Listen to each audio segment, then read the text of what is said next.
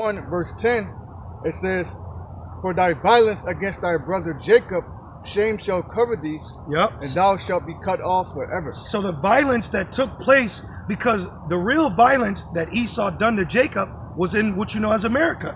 Okay? Now he also oppressed us as the Greeks and the Romans, but under the Greeks and Romans, we still had a glimpse of our nationality, meaning we still had a piece of our power source. But over here, when he brought us here, he completely took us away from our power. He changed our names. All right, he changed the truth into a lie. Beat it out of us. He beat it out of us continually with a continual stroke. He just kept beating and murdering and killing and raping us, in so much that all the way that it forced these Hebrew slaves to escape that down south treacherous acts and try to come up here to get a relief of this oppression. Right, because you'll be literally worked to death, man. You know, you will literally work from KC to KC until you drop. Yep. Well, read it again. The brother, what he just said, literally, they said it. So this isn't something we're making up out of emotion. These are historical facts. Okay, please read that again. And it says, brutal physical punishment, psychological abuse, and endless hours of hard labor without compensation drove many slaves to risk their lives to escape plantation life. Now it said, what did it say about psychological? Yes, it said psychological abuse. Psychological abuse. One of our curses is a curse of your mind. Our people had not only Stockholm syndrome, but they also had post-traumatic stress disorder. Okay, where they were, you know, they would commit suicide. All right, they were messed up in their brains. All right, because of Esau, Edom. Read this, please, the curse. Deuteronomy 28 and verse 28. And I want to let the record know, when we read Deuteronomy, this is pertaining to a chapter of curses. Okay? It says, "And the Lord, Yahweh Ba'Shem Yahushai, shall smite thee with madness and blindness and astonishment of heart." There you go. So now, read that again. It said, That's a curse. Psychological damage. This is all America has ever had to offer for you as a so-called Negro, Latino, and Native American. This is history. It says psychological abuse and endless hours of hard labor without compensation. Without pay. Now the Bible tells you you're supposed to get wages. You know, even in prison they pay you by cents. Right. You know, which it's wicked, but they still even pay you. So you were in an open land working, open land mass working with a quota. All right.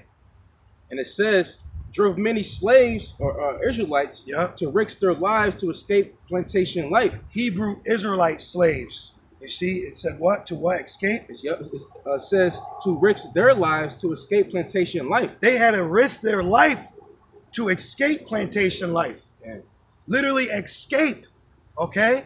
Run away, a fugitive. This is what they had to do, not because they were lazy. No, it was literally because if they stayed, they would die. Right. If they stayed, they would have died. But we have to stress the fact, this was the beginning of the spirit transitioning, of the lessening of our affliction that's told in Zechariah 1 and 15, which we'll get. But you have to understand that even though we were put in slavery, it wasn't set up for us to constantly be in this hardcore condition of slavery.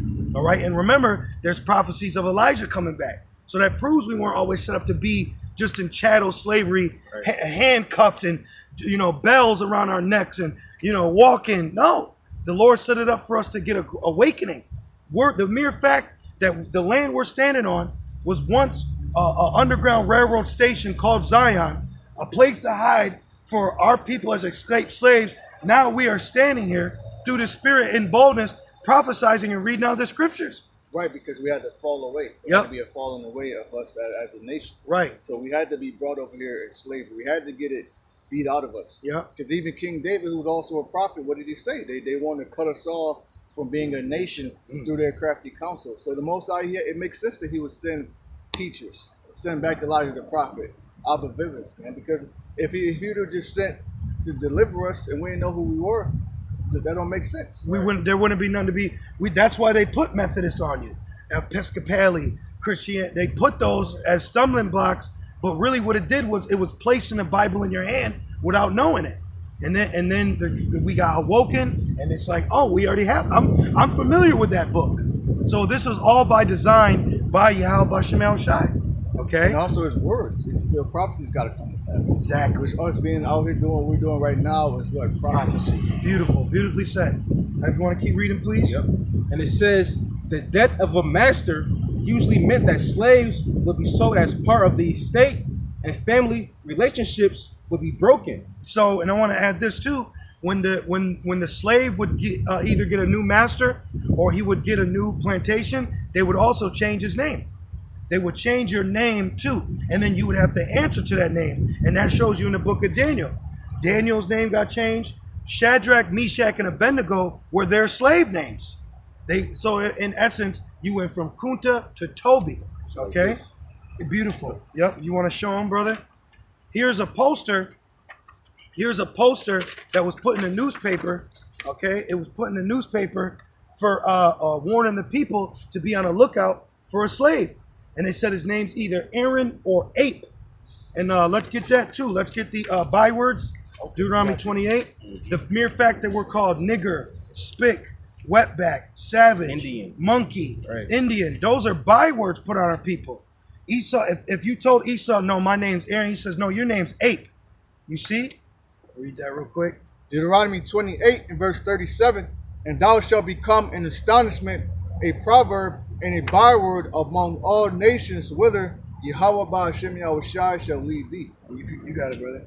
Yeah, so pretty much, calling you a spade, calling you a porch monkey, calling you a nigger, calling you black, African American, Negro, colored. All of these are all bywords and proverbs to not only mock you, but to deter you and hide your true nationality of us being Israelites. Exactly. Which is prophecy. Now can you get Jeremiah 17:4? So that was prophecy that our heritage was stripped away, because then there was a future prophecy that it would come back. You see? So while the brother's getting that in the book of Jeremiah, you got it, brother. Jeremiah 17:4, and thou even thyself shall discontinue from thy heritage that I gave thee. Now Israel just didn't say, I'm no more an Israelite. It was literally beaten out of them by design through Esau of chattel slavery. This was beaten out of them, you see? But going back, this is why this being named Zion, because they have a spirit at the end of the day. See, we're a spirit. So in our spirit, you can't beat that out of us. There was a point in time he was allowed to turn us, into blacks or African Americans or Negro, but the spirit in us was re-risen to say, wait a minute, don't call me black no more. I'm an Israelite. Well, actually, the oppression only did was made us stronger. Yeah. Because you can't destroy us. Just like in the ancient Egypt, the more they oppressed them, the more what? The more they multiplied, waxed, and grew. Yeah, beautiful point. And a fun fact, the late rapper DMX had Exodus 1:7 tattooed on his neck of the same scripture that this brother is quoted.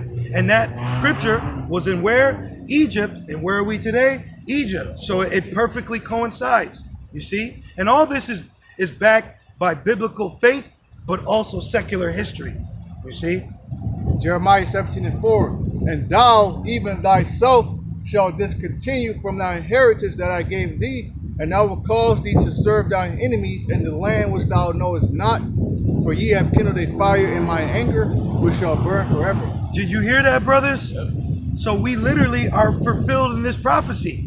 What the brothers reading is Jeremiah 17, Revelations 13, Deuteronomy 20:68, Jeremiah 17:4 go hand in hand. So let's continue, please. I mean, it's just the scriptures are jumping off the page of what was told in this. Jeremiah was in what was it, the Babylonian captivity. So this is the prophet. The Lord's telling him, look, like even you going to discontinue. Yep. Right? Because Jeremiah didn't get judged in the Babylonian siege. He escaped to Egypt. See? And he died knowing what? He was a prophet. Yeah. So that proves what? Reincarnation. Beautiful. See? Beautiful. That's a beautiful point. We'll keep going. We'll kind of zoom through it. And it says, while some slaves headed north with relatives of friends, most traveled alone, supported by the kindness of other African Americans or abolitionist whites they might meet on the way. Only a small number of slaves traveled by the organized network of routes, quote-unquote conductors and stations. Right, because it was a code word. So they made their own trail, which the term Underground Railroad now it's not proven but it is said that Israelite by the name of I think Edward Tice, he escaped from his slave master and swam across a boat because the other side that state was known as free. So he swam, and while this Edomite slave owner was right behind him on a boat, he swam and got hid. And then it was known that he said, my slave escaped, and it must have been through an underground railroad. So then that name followed, and then it slowly became a spirit that people started picking up, and that was the Lord lessening the captivity. Because what that did was started to usher in the avenue to these other prophecies for us to be out here to prophesize. You see? So the Underground Railroad is a major point in history pertaining to us even today. Okay? Keep going. And it says that came to be known as the Underground Railroad. Right. So it was an Underground Railroad, meaning it was a like how you have today, a black market. You know what I mean? But then the stations were a dwelling place. Going back, Zion, the church, the land we're standing on right here was a station that our people would come escape in the south, and they would have to go from the south. They didn't have to go all the way up. Well, I guess I'll show this again, because you brothers got to understand, when you actually think about it, you know where we had to go. All right, Florida, Texas, Louisiana, all these states just to get up to the north to get to Canada. Our people didn't escape down south just to live in New York. They were going to Canada. Okay, they weren't just let me just go over here. They had to get out of America. Get out. Yeah, they had to get out of the U.S. They had to get out of America, not just the South. Because if you would have stepped from, let's say, what's the border? Let's just say North Carolina, and you stepped in Pennsylvania. That doesn't mean that you were free still, Right. because you had slave catchers and kidnappers that would come up north looking for these slaves, and they would take anyone that fit the description. Yeah, they didn't give a fuck. This is why you had the movie 12 Years of Slave. Beautiful. This is why you had 12 Years of Slaves, because Solomon Northrop lived in Saratoga Springs, New York. As a so-called free man, had a family, you know, all of that. And they kidnapped him. They kidnapped him. They got him drunk first. Thank you. They got him drunk. Oh, those words are smooth as butter. Yep. War was in. So they would come up to north. Came crouching. Thank you. They would come up to the north crouching, and they would literally steal you, man. Okay, and I'm going to show also, if you want to read. Do you have a precept first? Go ahead. Okay, I want to also show real quick a poster of when they said, be aware. Okay, they were telling you to be aware of the slave catchers. Now look at this. Okay, and I'm going to read it. Okay, there is it says, caution, colored people. It says, you are hereby cautioned and advised to avoid conversing with the watchmen and police officers, kidnappers and slave catchers. So if you were out here talking with one, they'd bop you in the head, lock you up, and then guess what? They would bring you to it's called a magistrate or something of that nature, where when they would take you, you weren't even allowed to talk. You were brought before a makeshift judge. He would bang the gavel, and they legally took you down south. So you weren't even allowed to say, hold on, no, I'm not a slave. I'm such and such. I live, nope, that's a slave. He's who he's looking for, bring him. It's just like today with Jake getting extradited. Getting extradited, that's right. Read a little more. It says African-American men and women of all ages left the plantation and headed north for freedom, but most runaway slaves were young men who could withstand the hardships of fugitive life. Yep. To escape the deep south and make it north to New York. I'm sorry, brother. And real quick, it said, so can you read that part again? The men? Yep. It says, but most runaway slaves were young men who could withstand the hardships of fugitive life. The fugitive life, and then guess what? 1793, and then in 1850, they enacted the Fugitive Slave Act. Meaning, yes, we have free states, but we're going to send kidnappers and slave catchers from the south, where it is a slave state, to up north in the free state to look for fugitive slaves. So just because you fled and got to the north didn't mean you were free. Damn. So, you know, kind of our people, they get caught up with, well, the North fought. If the North fought for your slavery, why did the North allow them from the South to come up and take you back? You see? Because of the curses, all right? Because of the prophecies. He refused to let them go, you know? And it says, to escape the deep South and make it north to New York, Massachusetts, or Canada, Now, and I want to add this in. So we're at the first station for Rochester, New York of the Underground Railroad. And the last station, which Lord's will we're going to do next camp, GMS location, is Kelsey's Landing. And that landing, Kelsey's Landing, was set up for if you could make it that far. If you could make it all the way from Louisiana, Texas, if you could make it through all that, and still get through all these so-called free states and get to New York or Michigan or them like them, and there was a ship waiting for you that were willing to ship you to Canada, then you could quote unquote escape. Mm-hmm. So this was you know, a mission impossible, because it's set up for us to be delivered in Babylon, not escape Babylon. You see? And it says to escape the deep South and make it north. And I want to say this. And back then, we didn't know that prophecy. We didn't know that, oh, we got to wait for the prophets to get raised up. We got to wait for teachers. We're waiting for Elijah. We didn't know none of that. So the best thing you knew was, I need to get out of this condition. Yep. But what that did was bring a vibration to lessen the oppression. Okay? That's what the emancipation was. It was the right that was taken from the slave owner to the government. So now you are governed by the establishment of America and not individual property and family. Thank you. That's all that was. Okay. Because all of our last names are what? Slave last names, going back to that family. Beautiful. And this is why you have Freeman. Yep. Like, Morgan Freeman. Yep. Oh, that was probably a slave where it was. You know, I don't know the exact history, but a slave escaped. He didn't have a last name, so he called his last name Freeman. Yeah. Not free boy, because that's what they would call you. Right. Or free ape or monkey. He said, no, I'm a free man. Yep. And that's why the term man was a big thing, because Jake wanted to be addressed as men. Okay? So keep reading, brother. Whatever your points brothers have, you got it. And it says to New York, Massachusetts, or Canada, yep, meant a journey of hundreds of miles. Hundreds of miles. And what we need to do is also emphasize, it wasn't just you weren't like just Forrest Gump and running. You were in the wilderness. Oh, can you get me your life hang in doubt? Yep. That was when we were running, your life was in doubt. Keep your hand in swivel and shit. Dogs chasing you. The Fugitive Slave Act was also known as the Bloodhound Law.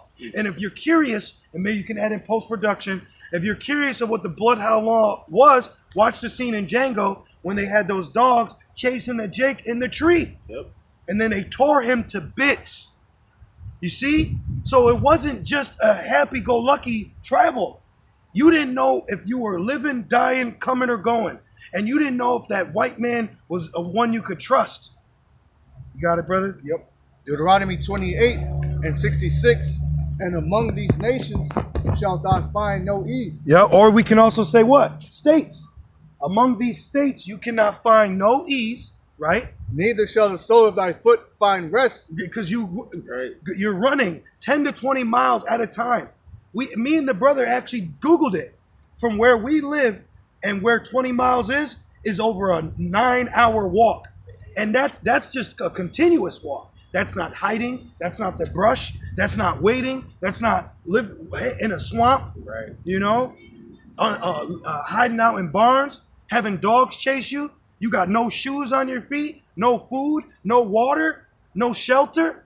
This is why these stations were so crucial to our people, and why it's spiritual. The one station they found shelter was called Zion. Zion. This is Israelites. Keep going, please. Neither shall the sole of thy foot have rest. Yep. But Yahweh, Ba'ashem Yahushai, shall give thee there a trembling heart and failing of eyes and sorrow of mind. A troubled heart.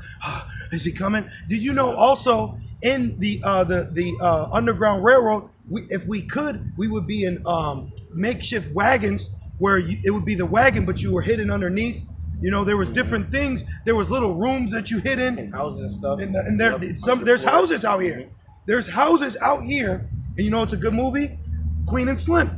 Queen and Slim were slaves running away. Remember, they were in the floorboards? In the movie, they were in the floorboards, hiding from the cops. Cops are nothing but modern day slave catchers. Yep. Kidnappers. They kidnap you. Yeah. They literally kidnap you. Lock you up. They'll lock you up. It says, and thy life shall hang in doubt before thee, Yep. and thou shalt fear day and night, and shall have none assurance of thy life. Paranoia. Going back. Yep. And paranoia is what? Smitten with madness. Yep. Who is that? No, I can't trust him. Constant anxiety. See? Yep. This is all we went through. And we're just pinpointing one specific time in history. And this is right here in America. You see that? Thy life shall hang in doubt. They were running at night. And hey, back then, when it was night, it was night. And what did they have to follow? The North Star. Okay? They had to follow, if you will, a chariot. Right. The life's hanging in doubt. They don't know if the person's house they're going to they can trust. That's why they set up the quilt system. So meaning if the quilt was laid out with a certain design that you knew, okay, go there. If it wasn't there, don't go there. You see? And some of these places were traps. You know? Some of these places were set up to trick you. Yep. Okay? Damn. And it says, usually on foot. And it says, escaped slaves faced a life of hardship with little food, infrequent access to shelter or medical care. See? Because imagine being bitten and then keep running. And then it gets infected. Okay? Or if someone caught you that wasn't a slave catcher but said, what you doing on my land? Right. What you doing on my lawn? Can you get numbers? There's an account when we were trying to escape through the land of Edom and Esau came out in full force. That's like now. When we were escaping an Underground Railroad, you might have came through a state or a plantation that was owned by an Edomite, and when he met you, it was by force, and he came out to kill you. All right, you got it, brother. Yo, appreciate you. Numbers 20 and 14, and Moses sent messengers from Kadesh and unto the king of Edom. And now, real quick, this is Moses, if you will. They're traveling. You know, they're traveling. We had to go to war when we got out of Egypt. So the Underground Railroad is biblical too. It was, the stations were the wilderness. They landed here. They were there. And as we were going, we were being attacked, just like today. You know, but with this is Moses and the children of Israel after being delivered out of Egypt, and there was nations started with Esau that were still trying to oppress us after we got delivered. And that's literally all the way again here in America. Can you read that, please? Thus said thy brother Israel, thou knowest all the travail that hath befallen us, how our fathers went down into Egypt, and we have dwelt in Egypt a long time, and the Egyptians vexed us and our fathers. Right, like now, listen, please, the dogs are chasing me. Sir, can you just, please don't say nothing. He's here, get him, he's right here. How many times does that go down? Where Jake's hiding somewhere, shaking, trembling. And Esau said, no, I got one right here. He's right here. That's the same thing that was going on when we left Egypt. The persecution. The Edomite son Amalek waged war with us first. While we were running, he was cutting our children, man. Just like today. But back then we knew we were Israelites. How our fathers went down into Egypt, and we have dwelt in Egypt a long time, and the Egyptians vexed us and our fathers. And when we cried unto the Lord, he heard our voice, and sent an angel, and hath brought us forth out of Egypt. And behold, we're here in Kadesh, a city in the uttermost of thy border. A station, if you will. Hey, we're at this station. Is it okay if we pass through? Because we're trying to go over here, right? So now, take this same account and apply it to over here. Excuse me, can we get through over here? No, don't go that way. That's why certain trails were set up. You know how we got here on slave ships. We've been in slavery. You know the harsh conditions. We're just trying to get out. Yep. Can we pass through your land? Keep going. Dang. Yep. Let us, I pray thee, I pray thee, through that country. We will not pass through the fields or through the vineyards. I ain't gonna take no food. I ain't gonna take no water. But if I could just pass through this land and I escape to that ravine, I'm home free, right? But does Esau, did he allow that? Keep reading. Neither will we drink of the water of the wells. We will go by the king's highway. We will not turn to the right hand or to the left. Now remember, back then the king's highway was an established highway for nations to travel. So they set up, a highway to travel all nations. So we just want a such and such, right? Keep going. And it says, until we have passed thy borders. And Edom said unto him, and Edom said what? Thou shalt not pass by me. I will not let you go. I will not allow you to go through. Lest I come out against thee with the sword. You got it. And the children of Israel said unto him, we will go by the highway, and if I and my cattle drink of thy water, then I will pay for it. That's literally a conversation between black and white people today. Yep. Look, please, if I just, look, I'm going to kill, but look, if I ain't going to do nothing. I just want to, and it, kill him. Listen here, boy. Yep, listen here, boy. Keep going. He said, I will only, without doing anything else, go through on my feet. And he said, thou shalt not go through. And Edom came out against him with much people and with a strong hand. See? Thus Edom refused to give Israel passage through his border, wherefore Israel turned away from him. That's the point we wanted, see? So now, taking that today, when we were traveling through, all right, when Hebrew Israelites were traveling through slave states, they came across slave masters that didn't even know who they were, what they were doing. All they knew that they were a slave and they needed to oppress them. Yeah. It didn't matter their condition. If they had a baby, the children's crying. You got little children. All right, you can't just look at it as grown. Now, yet only the men could really survive, but you had men, women, and children escaping. All right, babies crying as bloodhounds got their scent. This is what the history of so-called white people and their relationship with so-called Negroes, Latinos, and Native Americans. You see, because don't think for a second you also had Native Americans helping so-called Negroes and hiding them. Yep. It shows you that on 12 years of slavery. See, we're gonna have to watch that now. You got something, brother? Yeah. A quick precept. St. Amos 1 and verse 11. Thus saith the Lord, for 3 transgressions of Edom. For 3 transgressions, the first of war against us, the besieging of the temple, putting us in slavery. Amalek made war against us first. You may want us to pass through the land and get to Israel. Yep. And then you want to come and destroy our temple. And then when you bring us over here in slavery, then you don't want to let us go. You got it, brother. You got it. And it says, these are historical facts that you have to understand are between 2 nations of people. Now, within these nations, there are tribes or sons. But as a nation against a nation, we are telling you the history of what the nation of Edom has done to the nation of Israel. No, it's spiritual because I rolled with this one guy, which he could have been an Israelite, but he looked white. He thought he identified as a white man. He just told me, white people are the shittiest people ever. They are. It's fucked up how our people treated y'all. Yep. And he said, I stand with y'all. See? And Edomite wouldn't say that. Keep reading. And it says, and for 4, I would not turn away the punishment thereof, because he did pursue his brother with the sword. He did pursue him. Bloodhound. Because we always talk about what you did in Egypt, but we're talking about what you did here. All right? The mass casualties and death, the devil's punch bowl, all these things that you did pursuing us with the sword. Right, Rosewood. Yep. Different towns that have been wiped out by this fucking devil. Seneca Village, what you know today as Central Park. They bombed it, fired it, killed everything. Okay? This is what he's done. If you want, that's a good precept. This motherfucker wiped out one town and put a lake over it. See? Now they can't even go to the lake because it's cursed. People can start drowning and start missing and shit. It's judgment, man. Yep. It's like, and it says, because he did pursue his brother with the sword. Yeah. And he did it legally. He didn't just, he had legal right. Okay? Let's let it know. If you want to get Isaiah 10 and 1, you have some? Okay, hold it please. But Isaiah 10, let the record show that according to history, he had legal documentation to pursue us with the sword. Legal. And they called them kidnappers or slave catchers. And 9 times out of 10, they wouldn't even catch the right slave. It didn't matter who it was. They could have been looking for me, but they would take him instead.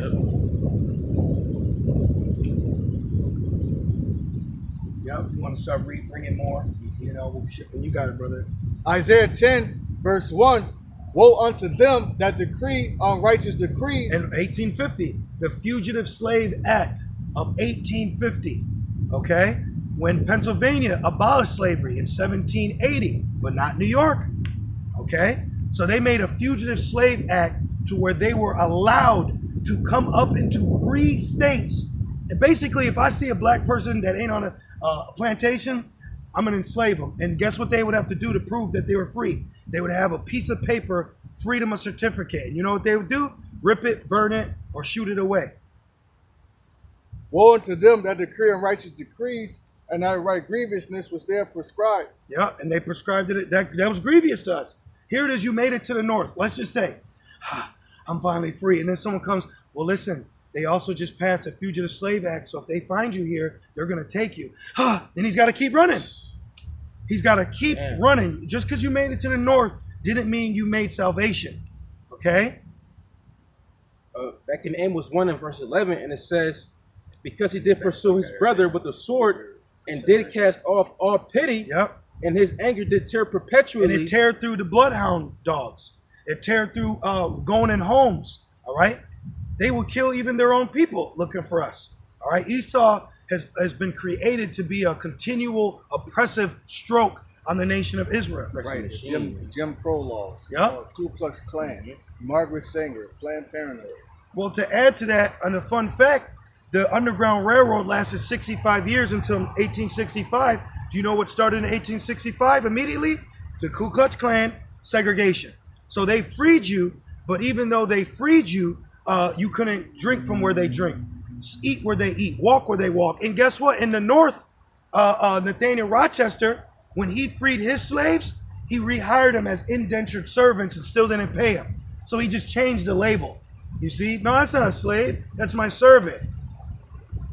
But back in Amos, and it says, Amos 1 and 11, and it says, and his anger did tear perpetually, and he kept his wrath forever. Yep. That's the point. Now let's go back into this, read a little bit more on the railroad, and then we're going to transition from not only the Underground Railroad, but more historical fact with the Bible about the racist, tyrannical oppression that New York State did on our people. And this city alone, all right, was established by slave owners. All right. So don't think for a second that just because it's the North mean they all were the freedom of slavery. Rochester was established off slavery in New York. Okay.